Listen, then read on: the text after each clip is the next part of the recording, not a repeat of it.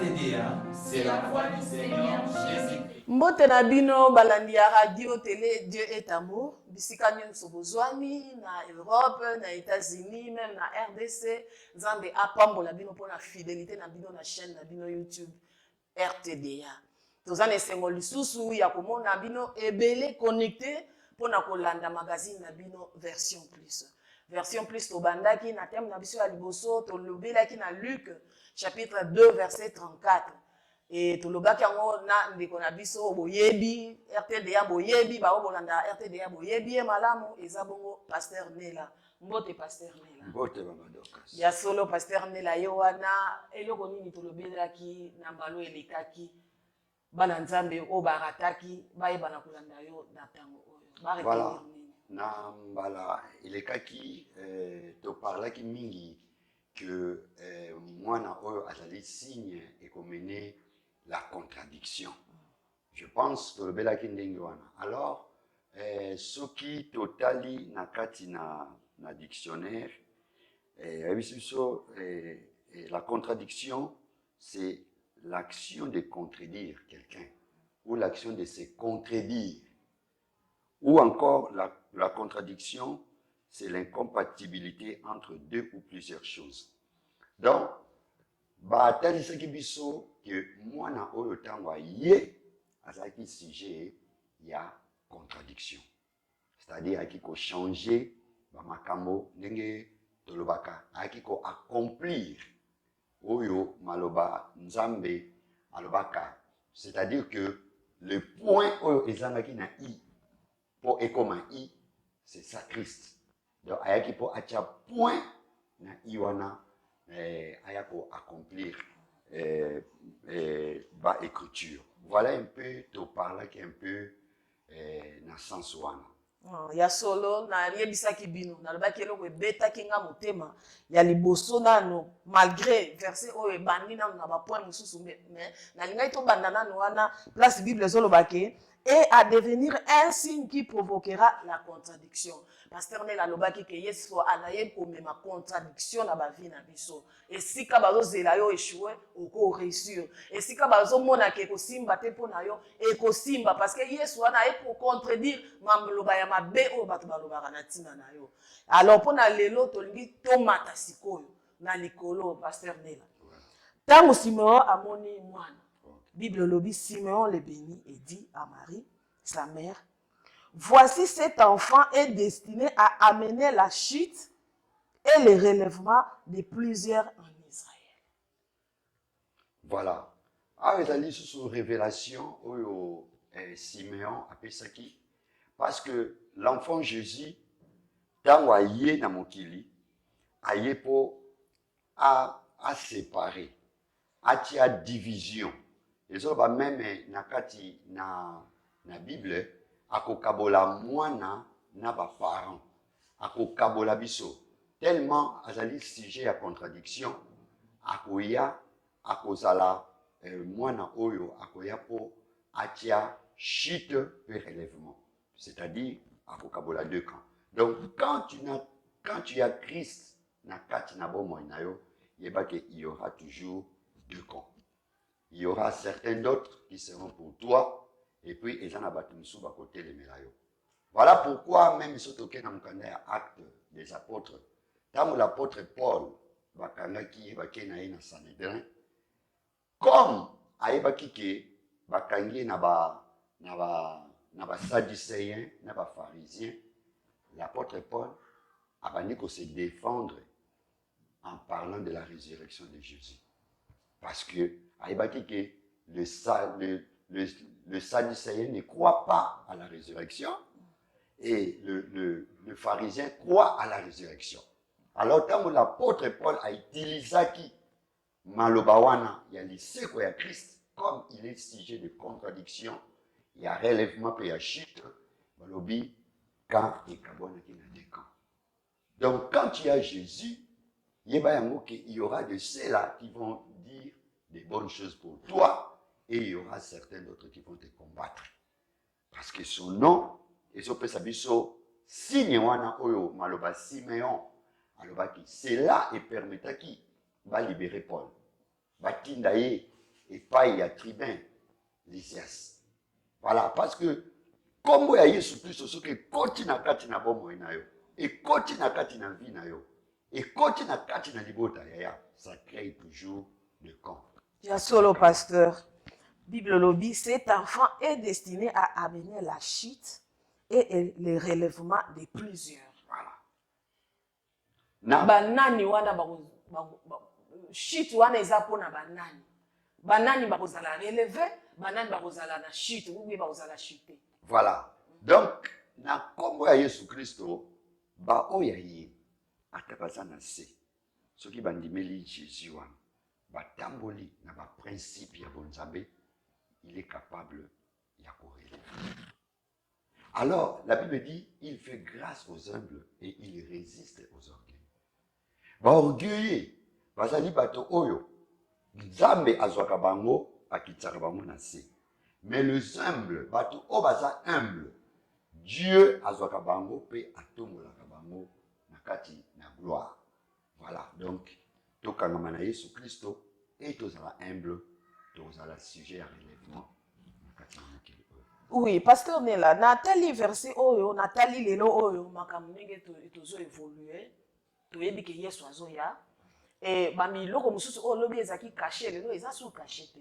Tozomona ke bato mingi Nzambe alongoli bango na se, bazaki na se, na neti bazaki na chute, Nzambe a relevé bango. Maintenant Nzambe a relevé bango na ndenge na bango moko ba se retrouver sous na position à chute.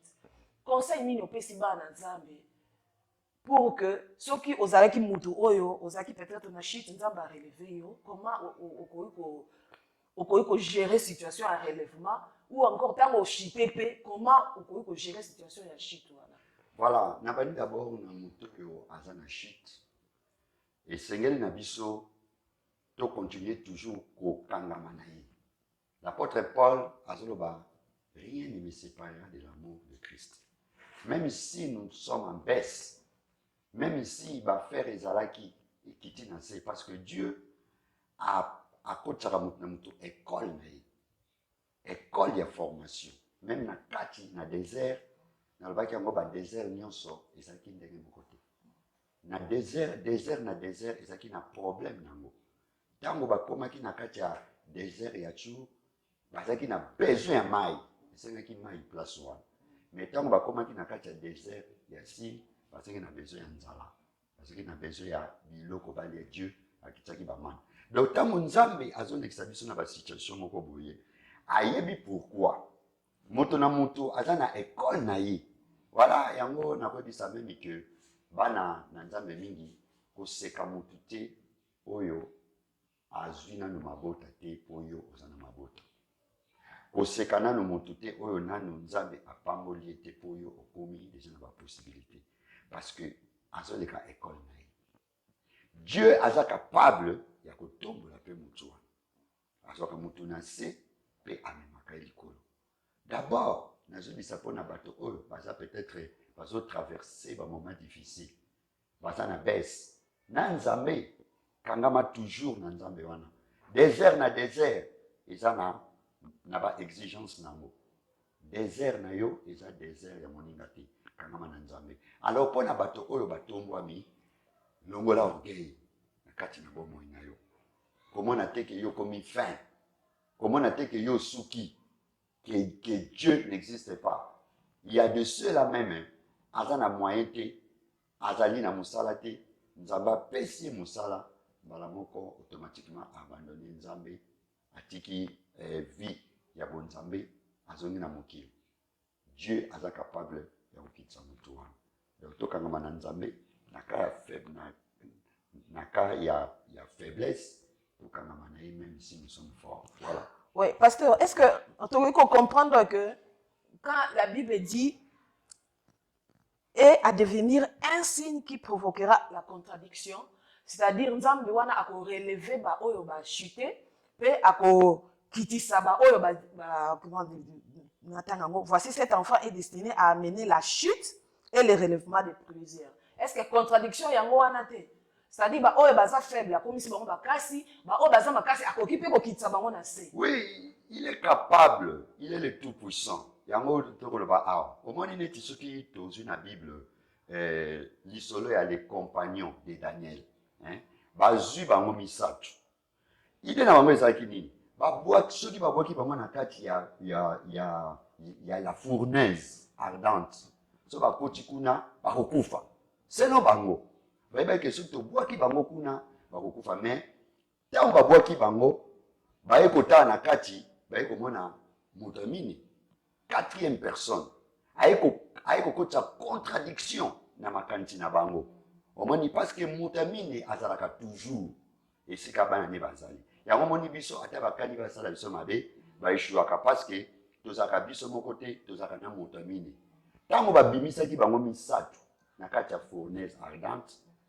balobaki moto ya mini atikalaki na kati donc quel que soit makambo tokutana nango ata tokomi na pasi moko na molili moko boye moto ya mini azalaka wana donc ntango biso tokokweya wana tokozala protégé bango na biso bazala toujours confondu oyebi bato wana bakanaki liwa na bango mais bango nde bakufaki na place ya bato wana aza nzambe ya contradiction voilà. aza vraiment nzambe ya contradiction amen mais sikoyo ntango azoeleve biso tozokoka komaintenir élévation wana te pasi eza nini bon pasi ezali mingi bato mingi bazalaka bayebi komaîtriser bénédiction te bachrétien biso tolingi nzambe apambola biso mais toyebi ndenge agere bénédiction te mwana ya david salomon nzambe apambolaki ye na lipamboli moko makasi mais akokaki kogere yango te donc on peut dire aujourd'hui que bana nzambe olie bawelelaka nanu lipamboli parce que soki baza déjà na conscience wana qu'ils sont bénis prière na bango ezala beaucoup plus komaîtriser bénédiction voilà il faut koyeba komaîtriser bénédiction parce que lipamboli soki oyebi komaîtriser yango te ekomema na shit okokweya la bénédiction eza na babénédiction mosusu eza tellement makasi ezosenga mpe niveau spirituel ya moto fekola lipamboli no eza tellement makasi ezosenga ke niveau ya spiritualité na yo emata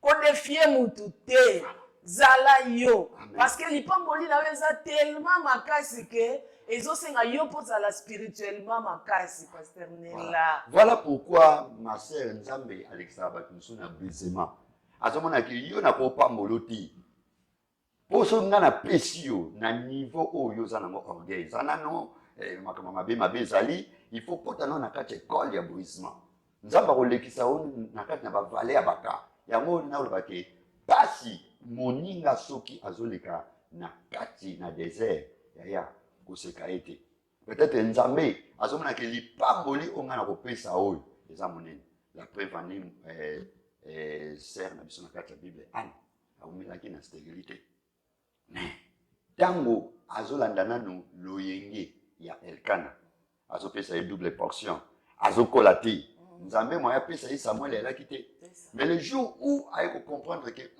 te esengeli ngai naluka nzambe esengeli ngai nabota mwana oyo yanga moko ntango akoti na mozindo ya baprière la préparation spirituelle edéterminaka niveau ya élévation ya motu soki okoti na bonzambe makasi yeba ete lipamboli eza mpe makasi voilà pourquoi cette femme azwaki bénédiction oyo ezalaki ya makasi nzambe apesaki ye samuel parce que ntango tozalaka na niveau ya se ndenge olobi niveau ya brisement wana tozoreve tokóma bato minene mais qu'est-ce qui fait que motu so akomi motu monene akóma sikoyo kobanga puisque alekaki déjà na babrisement nyonso certainement nzambe alakisaki ye ke nyonso eza nango vanité de vanité na otombolo mais le plus important eza ke un jour nakoya kozwa église na ngai yo okenda est-ce que eza mpe problème ya objectif te c'est-à-dire objectif na bala na bota nakóma na mbongo bayeba ngai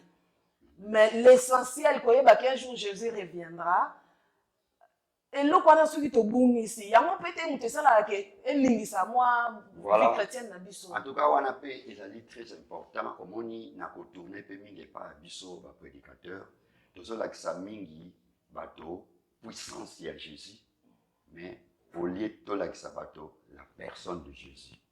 Nous sommes parce que Siméon a présenté Jésus. Donc, tu présentes Jésus. Nous sommes ceux qui t'ont présenté Jésus, tu as assurance et salut.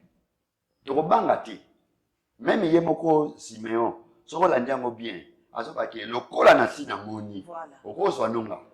Au moins, dans moto oyo, a déjà un nzambe kati na ye. Moto a déjà bien préparé ça, qui n'a brisement. Nzamba précis forme, ou exengeli na ye. Moto na banga liwate. A banga te, ce que ye, a kosepela ken. Na tangi même na nini 1 Corinthiens, l'apôtre Paul a dit que nous aimons mieux quitter ce corps et demeurer auprès du Seigneur. Même l'apôtre Paul n'avait pas peur de la mort, parce qu'il avait déjà préparé.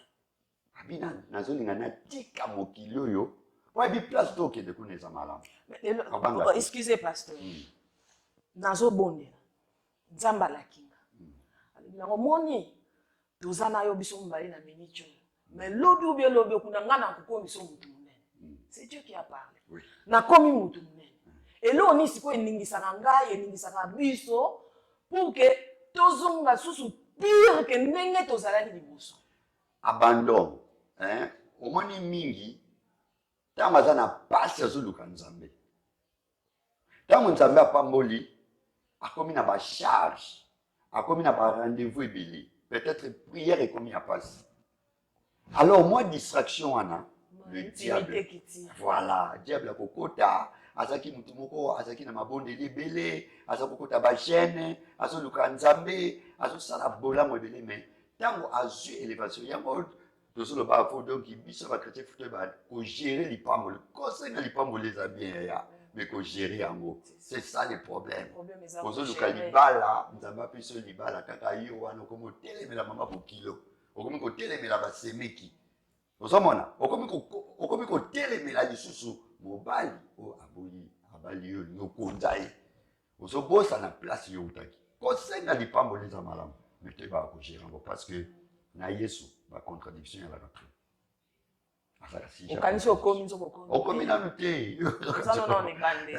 Nzamba otala osekane kaka bia ata. Mukena na pesi Omana bongisi ese bele couronne gloire vraiment. Eza ndengwana. Nzamba sunga biso, nzamba sunga biso. Oyebi tango Bible zo lobake o nyoso tokozwa eza matabisi foto mema ngo pela na dimension ke eza nango matabisi so to comprendre ngo eza matabisi e kozongisa biso simate pasteur Nela na nyonso to lobi na bite ke émission ici li to clôturer oya lisusu peut-être na ba sujet lisusu et loko nini bana nzambe ba retenir par rapport ya verset oyo bon en tout cas nina loba eloko moko e ozamotuya. Quand Siméon a présenté bébé, ce bébé a un nom. Son nom c'est Jésus-Christ. Pas Jésus seulement. Jésus-Christ. Dans le cas de Jésus, il y a le Père, il y a le Fils et il y a le Saint-Esprit. Okay. Donc c'est un nom qui est puissant. Avant la Pentecôte, vous allez baptiser au nom du Père, du Fils et du Saint-Esprit. Mais après la Pentecôte, Pierre a baptisé au nom de Jésus. Donc dans le cas de Jésus, il y a le Père, il y a le Fils et il y a le Saint-Esprit. Donc ce nom est puissant. Donc quand Siméon a présenté le bébé Jésus, nous avons le nom. Comme c'est une arme offensive et défensive. Il y a un autre qui a émission. Le nom de Jésus suffit. Et qu'on boule la yo, et qu'on batte la yo. Tant que nous avons la comboana, tout ça la mon foi. Tant que nous avons déclaré au nom de Jésus, il y a qui Elohim est en Kati, il y a que le Fils est en Kati, il y a que le Saint-Esprit est en Kati.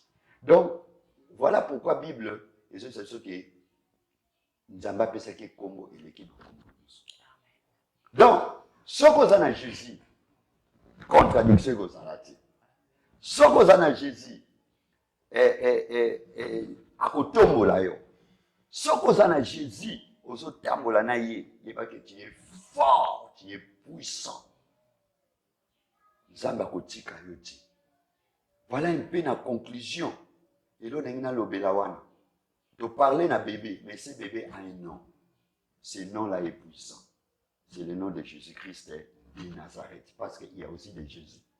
Mais nous parlons de Jésus-Christ de Nazareth. Voilà. Merci beaucoup, pasteur. Alléluia. Nasi Bolandi, Oeza Malobaya, pasteur. Naïbisa qui donne la version plus. Le même verset, non, Mikolo na okenanga musikate. Le même verset, prophète a quoi kumanyola ngona ndenge na ye, apôtre a quoi kumanyola ngona ndenge na ye, aussi ça les 5 ministères. Pour nous ba pesi bango mukumba lobi pour l'édification du corps de Christ. Donc vous allez toujours connecté na RTDA, vous pesa biso confiance, tous en aposa ndenge pasteur a lobby. Tobondela supo na bénédiction te mais tobondela ponza basunga biso toyeba ko gérer mutuka wana gérer mbongo wana gérer emema ona gauche te emema ona droite te po ete mwana wana oyo nimeli wana ka ndenga tomboli yo aza pe capable kokitisa nzamba za lokumu to pesi bino mbote ebele pasteur na ebite olobi na bana nzambe nini en tout cas na pesi mbote mingi na bana nzambe bolandaka émission oyo ezali émission eza na ba révélation basali ya nzambe bakoleka ebele chacun a sa grâce wana ezalaki pasteur nela bokozwa biso mpe na bateme mosusu mpe basali ya nzambe mingi bakoleka mpona nino émission oyo landaka yango nzambe akosalela yo bikamu landaka yango nzambe akosalela yo bikamu eza ya bino mama Dorcas Mbwase napamboli bino Merci. Les origines. Les 7 jours de la création. Genèse chapitre 1. Au commencement, Dieu créa le ciel et la terre. La terre était informe et toute nue. Les ténèbres couvraient la face de l'abîme, et l'Esprit de Dieu était porté sur les eaux. Or Dieu dit que la lumière soit faite. Et la lumière fut faite. Dieu vit que la lumière était bonne, et il sépara la lumière d'avec les ténèbres. Il donna à la lumière le nom de jour, et aux ténèbres le nom de nuit. Et du soir et du matin se fit le premier jour. Dieu dit aussi que le firmament soit fait au milieu des eaux, et qu'il sépare les eaux d'avec les eaux. Et Dieu fit le firmament. Et il sépara les eaux qui étaient sous le firmament de celles qui étaient au-dessus du firmament. Salut, nous sommes la radio RTDA. RTDA, une chaîne chrétienne avec des bons programmes chrétiens. Des émissions bien conçues pour l'édification du peuple de Dieu. Alors, abonnez-vous et surtout likez nos émissions. Notre siège social est situé au numéro 138 de l'avenue Touissana, dans la municipalité de Bumbu à Kinshasa. Suivez la radio RTDA. RTDA, Radio Télé Dieu et Amour. RTDA, c'est la voix du Seigneur Jésus.